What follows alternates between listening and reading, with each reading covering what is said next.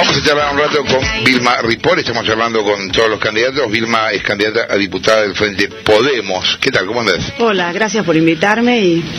A ver, presentaste esta semana, empecemos por eso y después hablemos de lo que quieras, un proyecto para que los políticos y las familias, y sus familias, vayan a la escuela y al hospital público. Sí, obligatorio. Ajá. Un proyecto de obligatoriedad para que los políticos y sus familias vayan a la escuela y al hospital público. Y casi que le voy a agregar al transporte público. Y que sea obligatorio. Porque no, la verdad que es tanto el doble discurso que tienen, están tan lejos de lo que visitan durante la campaña electoral y después no vuelven, que todo lo público les es ajeno y solo se acuerdan cuando significa un negocio. Entonces, por eso, la verdad que nos parece que sería, por supuesto que es para el que eligió ser político. Lógico, nadie te obliga. Claro, nadie te obliga a ser político, por lo tanto, si elegiste ser funcionario, ser político, disputar en política, tendrían que haber una medida que los obligue a untarse de lo público para poder enterarse de qué hablamos cuando estamos pidiendo aumento del presupuesto. Mira, yo ahora vengo de Matanza, acabamos de presentar ayer un amparo para la reapertura de la maternidad del Policlínico Central de Matanza.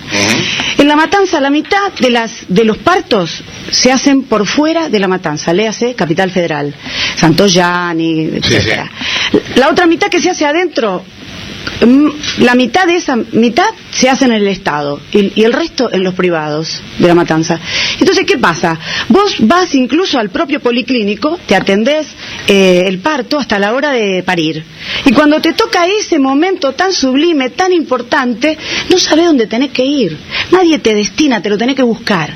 Entonces, hay mucha gente pobre en la Matanza. La mitad de la población es menor de 12 años. Entonces, mucha gente que tiene muchos hijos y poca plata y pocas posibilidades, se sube para parir en un colectivo y a donde la lleve termina yendo a buscar en una guardia. Eso es violencia obstétrica, es violencia institucional, eso es una vergüenza. Sin embargo, le quiero decir a la gente que todos los políticos tradicionales, los tres que vienen con el PJ, Massa, de Narváez y todo el paquete de Scioli, la Cámpora, etcétera, etcétera, y los radicales votaron estos presupuestos que Scioli presentó adentro del recinto. O sea, lo hacen a conciencia. Claro. Entonces, ya no hay más nada para hacer, aparte de cambiar los políticos, para cambiar los métodos de los políticos y poner ahí adentro gente. Nosotros en Podemos tenemos candidatos que somos de la salud, de la educación, del medio ambiente, gente que todos los días le toca estar absolutamente en contacto, los médicos de la SICOP, que es el sindicato de los médicos de los hospitales públicos de la provincia, Marta Maffei, que fue además la mujer docente dirigente docente que hizo la Carpa Blanca, ella es nuestra primer candidata a diputada. Entonces, estamos convencidos de que es así. Y lo mismo pasa con el transporte. En el transporte, hoy hubo otro accidente en el Sarmiento. Sí, un descarrilamiento en 11. Claro, entonces, la verdad que nosotros creemos que hay que recuperarlo, el servicio, que se tienen que ir los concesionarios, porque los tipos lo usan como una forma de enriquecimiento. Y para nosotros el transporte público es un derecho humano más. Es como ir a la escuela y como ir al hospital. Y es una inversión. Entonces el Estado lo que tiene que hacer es invertir guita para que eso sea seguro, para que viajemos cómodo y para que lleguemos a laburar horario, porque en general, en todos los trabajos, la forma de darte aumento es meterte el premio a la asistencia. Y en muchos lugares el 30% el premio a la asistencia. No es menor a esta altura. Bueno, entonces nosotros somos una lista, un frente, que somos los mismos que con la CTA de Víctor de Genaro, con la CCC de Juan Carlos Alderete, nuestro partido del MST, Proyecto Sur de la provincia, hicimos el paro el 20 de noviembre para recuperar por el 82% móvil, por el tema del impuesto a las ganancias y por el tema de las asignaciones familiares. Y creemos que nos debíamos a dar un paso más de construir una herramienta política para ir a disputar a las cámaras. La verdad que yo quiero ir a la Cámara de la Provincia, porque esa es la más clandestina de todas las cámaras, es la que más guita maneja y es la que más gente castiga. Es la que tiene más bajo perfil, es cierto. Es la que designó los jueces fiscales de toda la provincia durante hace décadas que está manejada por el peronismo y el radicalismo.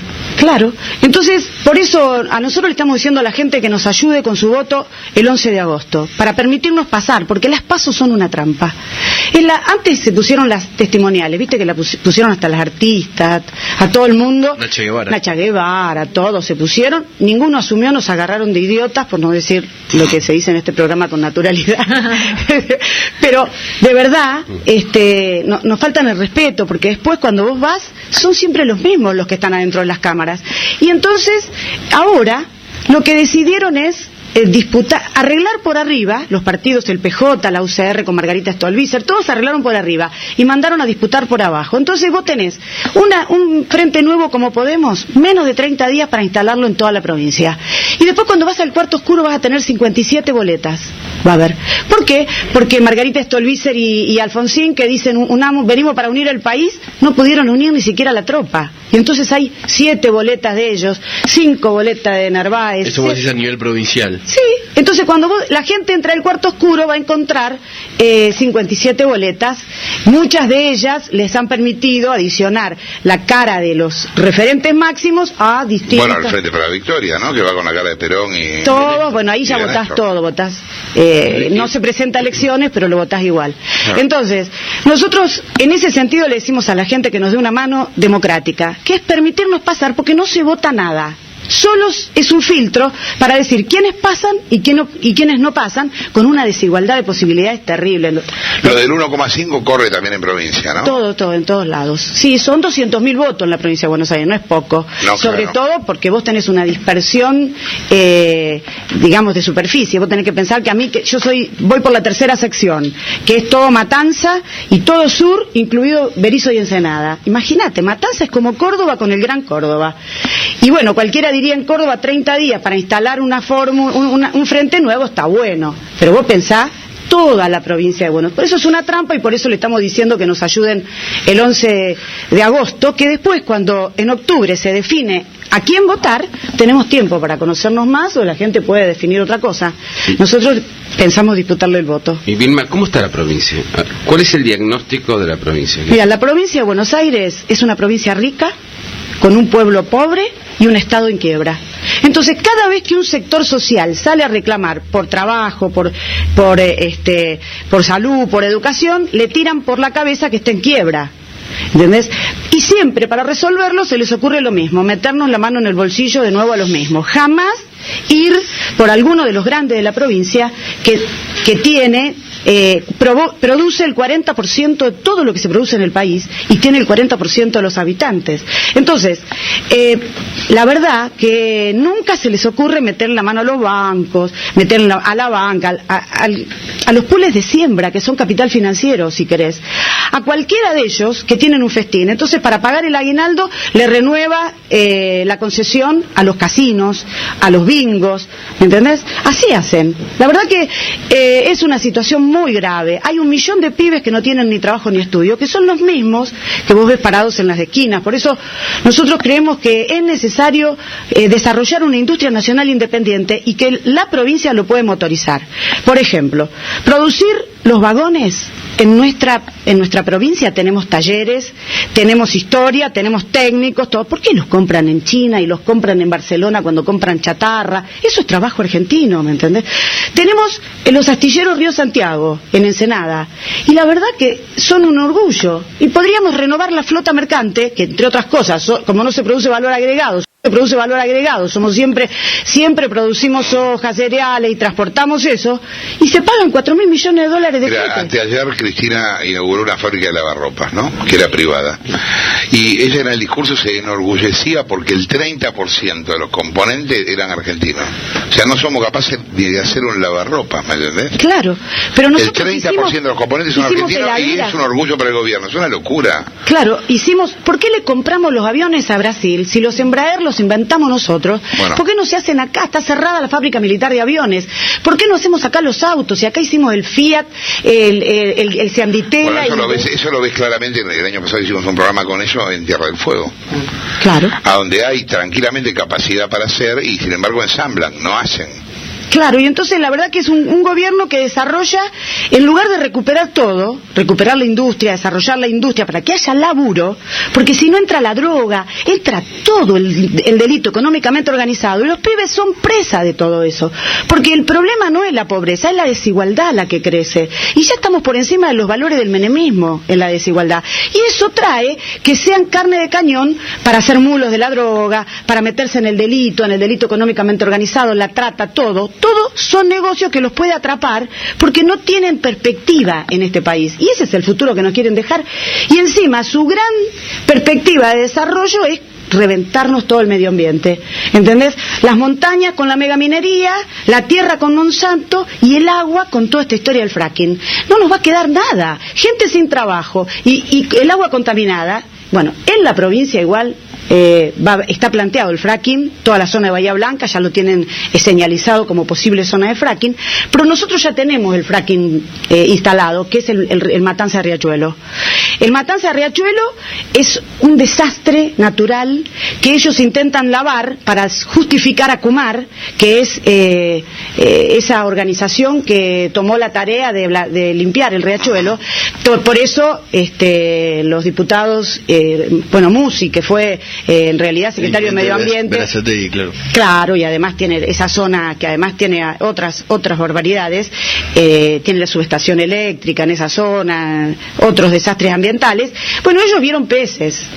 Ven peces, porque son capaces de cualquier mentira para justificar una cosa injustificable, que es que, por ejemplo, si los metales tóxicos y todas las sustancias tóxicas que las fábricas se les antoja las siguen volcando. Entonces le limpiaron la superficie al riachuelo y por abajo el agua está como... Yo me acordaba el otro día cuando veía el guante que ustedes mostraron del petróleo. Lo del petróleo en Ecuador. Claro, cuando ves el coque que se reventó cuando la inundación en la zona de YPF de Berisso y de Ensenada, en realidad cuando el agua venía con la inundación, venía así claro. Venía el agua. ¿Y ese agua dónde fue?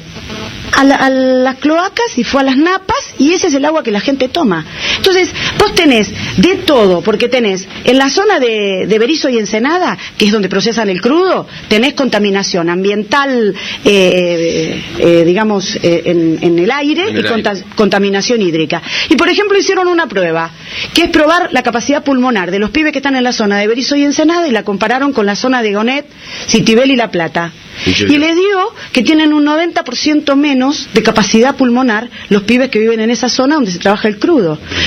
Claro, entonces esa desigualdad es la provincia, eso es. Y el problema es que no hay perspectiva, no solo que esa es la situación actual, y que no tienen una política para desarrollar. Entonces, nosotros por eso, yo sacaba la cuenta de cuánto invierten en salud. Matanza, por ejemplo, que es donde estoy dando la pelea por la reapertura. 270 pesos por año por habitante de presupuesto. Entonces, vos decís, ¿qué van a hacer con eso? Te aclaro, Quilmes 272, no es que sea Matanza un gran problema. Ese es el criterio con el que manejan y en Matanza hay 3 grandes lugares que ya inauguraron 3 hospitales. El materno infantil de Balestrini, que queda en Camino de Cintura, el de Rafael Castillo y el de La Ferrer, que están... que no te puedo decir cuál es la zona de atención, la situación de atención de salud de esa gente, porque una cosa es San Justo y otra es Isidro Casanova.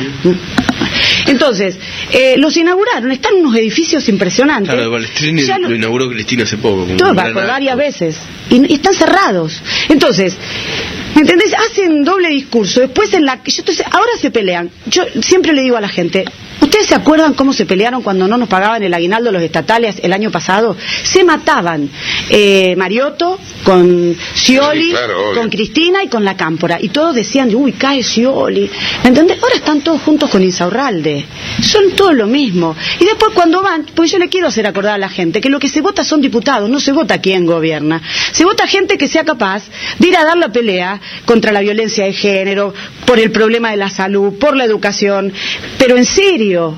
Si yo no presenté un amparo para hacer campaña electoral. Yo presenté un amparo, reuní a los médicos de la Asociación de Profesionales, a los médicos del Policlínico, me fui a entrevistar con la secretaria de Salud y ahora le puse el amparo porque no le ponen fecha y tienen todo adentro. Tienen 9 incubadoras, un quirófano de primer nivel, tienen 6 cámaras de dilatante y tienen 20. Hospital, Vilma? Es en la plaza de San Justo, está el Policlínico Central, que está ahí, que es el Policlínico de San Justo, que es estatal, y que tiene una maternidad con una trayectoria impresionante, la tienen cerrada hace 5 años, porque no decidieron que sea una prioridad y prefieren pagarle a los privados, ¿me entendés? Entonces creo que hacen negocio con todo, y eso es lo que se tiene que terminar, y para eso se necesita gente que tenga lo que hay que tener, que vaya a la Cámara y le diga no, o que vaya a la Cámara y haga... Yo estuve en la Cámara y hice votar el blanqueo salarial docente de la Capital Federal y se blanqueó, porque apoyado por la fuerza de la gente afuera, si vos tenés decisión y sos coherente y no te compran,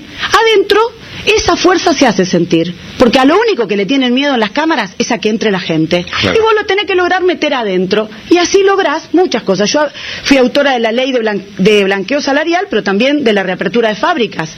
Fui autora de la primera ley, abrimos 14, el otro día estuve en los 11 años de Gelco, la primera que abrimos, que es de cremas heladas, y todavía está muy bien, y triplicó su personal. Bueno, creo que ese es el desafío que tenemos de cambiar. Si vos votás corruptos, te van a salir de vuelta lo mismo.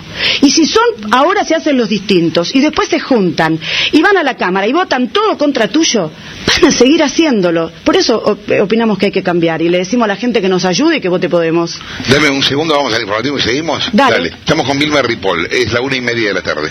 Estamos con Vilma Ripoll, que es candidata a diputada del Frente Podemos, hablando de distintos temas, y recién, mientras iba a la tanda, ella hablaba del tema de la violencia en la provincia. ¿Por qué nos contás lo que nos decías? Claro, el tema es que la situación de la violencia, la verdad, cruza todos los sectores sociales, no es patrimonio de los pobres, porque la verdad las mujeres nos pegan en todas las situaciones y en todos los ámbitos. Pero en los lugares más pobres la situación es muy delicada, porque vos tenés, si uno interpreta un caso de violencia y necesita ir a denunciar, vos tenés que hay 135 distritos en la provincia, de los cuales solo 62 tienen comisaría de la mujer para que vos lleves la denuncia. Y en algunos lugares, no solo que no hay, sino que donde queda la comisaría queda lejísimo, y eso te lleva, además tienen un horario de atención de 8 a 15, de atención gratuita de psicólogo y de abogado para encarar el tema cuando venís. Quiere decir que si te pegan a las 4 de la tarde, olvídate, ya no te atienden, como mucho te toman la denuncia. A eso se agrega la situación global de que vos denunciás y después, ¿dónde vas? Entonces ahí está todo el problema de que ellos hacen, la provincia sacó una ley de emergencia de violencia, pero no tiene violencia de género, sí, pero no tiene presupuesto. O sea, las leyes sin presupuesto son papel mojado. Obvio. No sirven. Y cuando se trata de violencia de género, mira, si las leyes en general te joden la vida, estas te matan. Entonces, vos tendrías que tener refugios donde irte, llevar a los chicos y poder resguardarte, porque son clandestinos los refugios. La provincia tiene 3, tenía 2, ahora Cristina inauguró 1, el otro día parecía que resolvíamos el problema de la violencia, 3, cuando en realidad los organismos internacionales dicen que tiene que haber 1 de 10 plazas cada 10.000 habitantes. ¿Por qué? Porque consideran que hay mucha violencia. Ni que hablar de lo que significa las violaciones, que yo la otra vez le escribí a Nicolás cuando estaban discutiendo lo del listado de los violadores, que el 80% de las violaciones son intrafamiliares, los abusos y las violaciones. Los docentes que reciben eso no tienen dónde llevar los chicos, no tienen, si los quieren sacar del ambiente donde están, tampoco, y si quieren sacar a la madre porque se enteran que el padre le pega, tampoco. No hay dónde llevarlos. Entonces, ¿qué pasa? La mujer denuncia, se anima a denunciar, que es un paso impresionante para encarar el tema, y después se va a la casa de los familiares. Y los violentos saben dónde queda la familia. La van a buscar y las obligan a volver a la casa, y como no tienen porque lo otro que se necesitaría es subsidios, para que al día siguiente vos te ponen en un refugio, tenés subsidios de reinserción laboral, o una salida habitacional, aunque sea transitoria, para que vos te repongas, porque es muy duro el tema de la violencia, porque además todo el circuito psicológico hace que la mujer se desvalorice y entonces crea que no sirve para nada y le cuesta remontar la situación. Bueno, no hay refugios, no hay campañas de prevención para que enseñen que la violencia también empieza en la adolescencia, cuando las pibas se creen que están enamoradas porque es el primer amor y que el pibe le mira el celoso, porque claro, la quiere. Porque la quiere. No, es un síntoma de que después le va a pegar. Entonces, ¿qué pasa? La mujer ni desde las jóvenes reciben la educación para poder tener campañas de prevención, que sea una alerta inmediata ante las conductas de los pibes, de los hombres, de los padres que le pegan a los chicos. Entonces, nada de eso sucede. No hay campañas, no hay refugios, no hay subsidios, y ¿en dónde? ¿Qué pasa con la mujer? Vuelve a la casa del violento, porque después dicen, pero volvió. Y sí, ¿dónde va a ir? Si tiene los pibes, no tiene para darle de comer, y ahí las matan en un femicidio.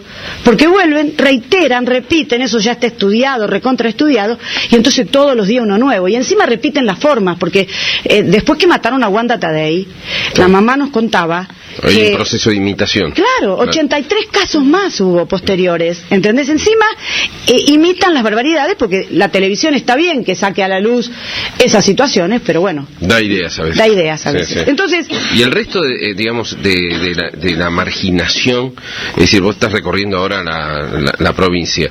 Hubo 10 años de crecimiento a tasas chinas. ¿Eso impactó de algún modo a favor, en contra? ¿Cambió algo en la estructura de la pobreza, del desarrollo del empleo? Y otra cosa, ¿el empleo se nota que fue cayendo en los últimos años o no?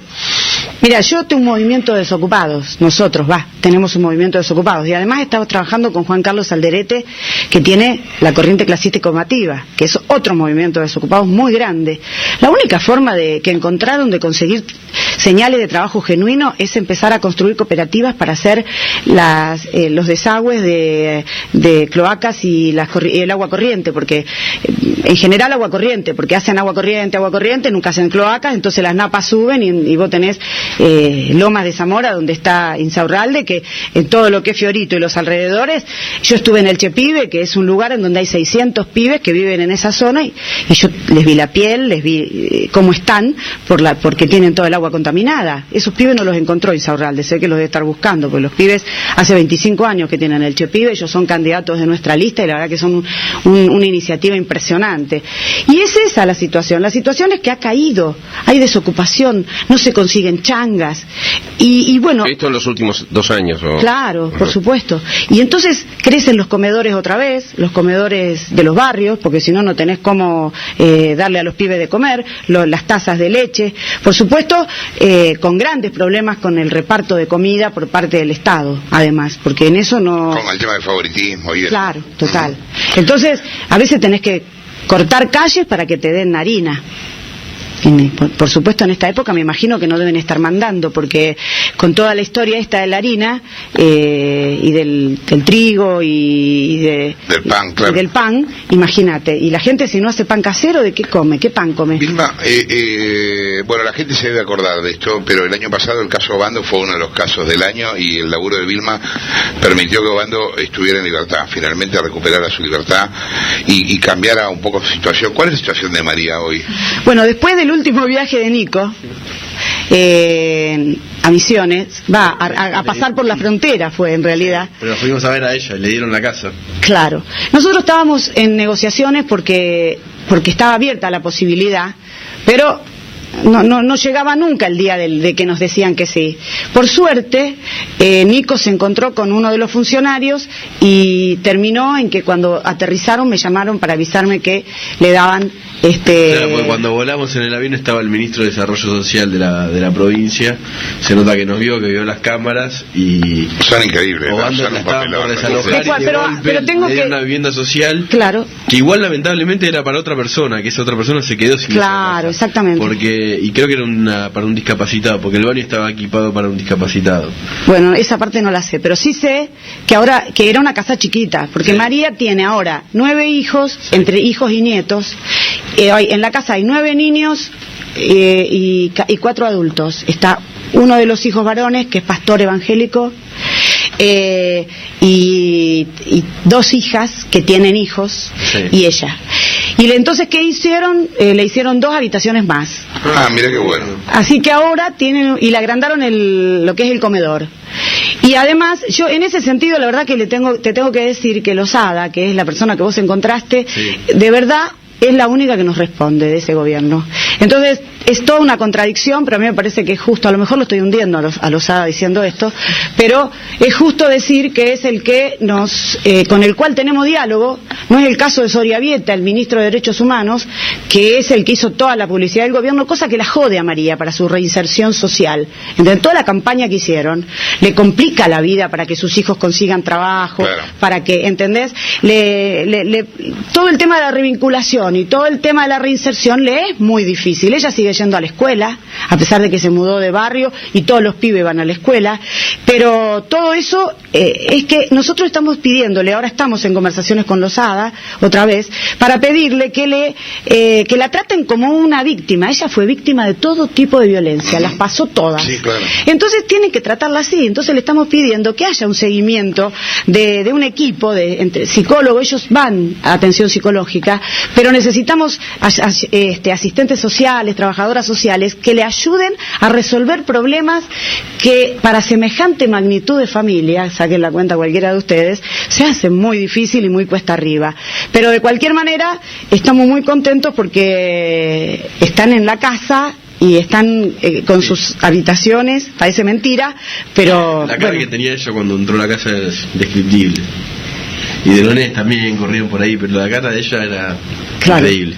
Entonces, bueno, yo creo que nosotros lo hicimos, la verdad, y les agradecemos siempre a ustedes porque lo visibilizaron de una manera que nos permitió ganarle la pelea a la campaña del Estado misionero, que además de que era el responsable del abandono de María y de la muerte de la nena, hacen como siempre, revictimizan a las víctimas cuando se trata de casos sociales. Por eso nosotros queremos también una ley que piden los padres de 11, que es la de imprescriptibilidad de los delitos de los funcionarios públicos, ¿entendés? Claro. Se van, no los pudiste pescar cuando estaban, bueno, claro. Los agarrás afuera y cuando se fueron, y pagan con sus bienes, cosa que tendría que hacer Jaime, entre otros, ¿no?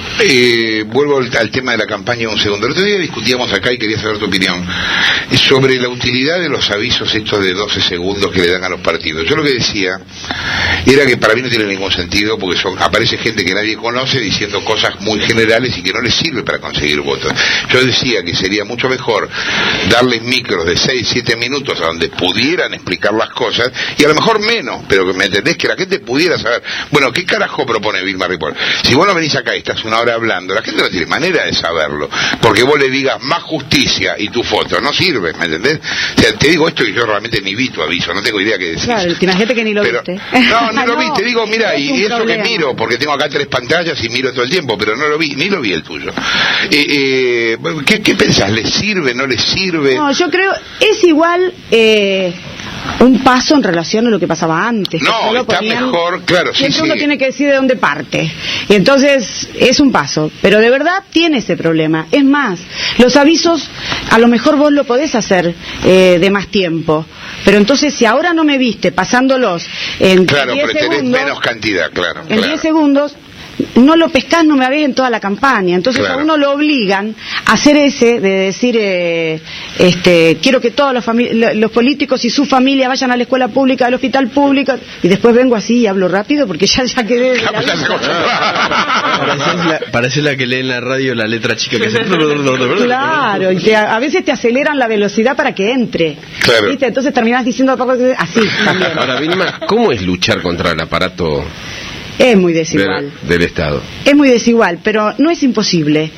Y es muy desigual, y a veces te pasa lo que nos pasó el otro día en Merlo con OTAC, que nos prendió fuego la mesa con la que estábamos haciendo y los volantes y los carteles con los que estábamos haciendo la campaña. ¿Prendió fuego la mesa? Sí, vinieron la patota y nos tiró... Estuvo suave igual, porque suelen hacer cosas Sí, a la casa de Massa de un candidato de Massa le prendieron fuego la casa. Nosotros nos prendieron fuego la mesa y los carteles. Por supuesto, fui a la gente delicada. Claro. Aliado del gobierno desde pero Massa el no es primer menos. momento. Massa no es menos, porque en Tigre también nuestros compañeros secundarios, dirigentes de un colegio secundario, estaban haciendo pegatina de carteles y no les pegaron porque, bueno, eran un grupo grande y entonces y tenían mucha velocidad para correr. Claro, para correr. Pero terrible, porque se bajaron de 3 camionetas, una patota infernal de gente que trabaja con Massa también en la zona de Tigre. Yo creo que ellos tienen una metodología que desarrollan para todo. Desarrollan para las campañas electorales, pero desarrollan las municipalidades con todos los sectores sociales. Es decir, hay veces que van los docentes, los médicos a hacer movilizaciones y todo eso y le mandan la patota también. ¿Por qué? Te voy a hacer una pregunta incómoda. ¿Por qué en estas zonas, aún en estas zonas marginales que vos describís de pobreza y de sufrimiento, gana el peronismo? Porque de verdad tienen atrapada la vida de la gente que no tiene otra salida ni otra perspectiva.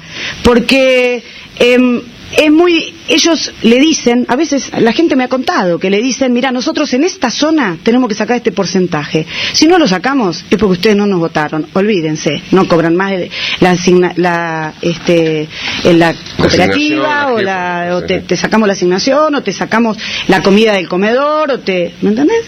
Entonces existe una manera de cercar de coacción sobre la gente que no tiene perspectiva de vida, que es mucha la gente que en la provincia no tiene posibilidades de trabajo, ni tiene posibilidades de tener casa propia, ni tiene posibilidades de tener acceso a una salud digna, una educación digna. Vos sabés que ahora que volvieron las clases, ayer yo tuve una charla en Quilmes con docentes, hubo un abandono importante de alumnos.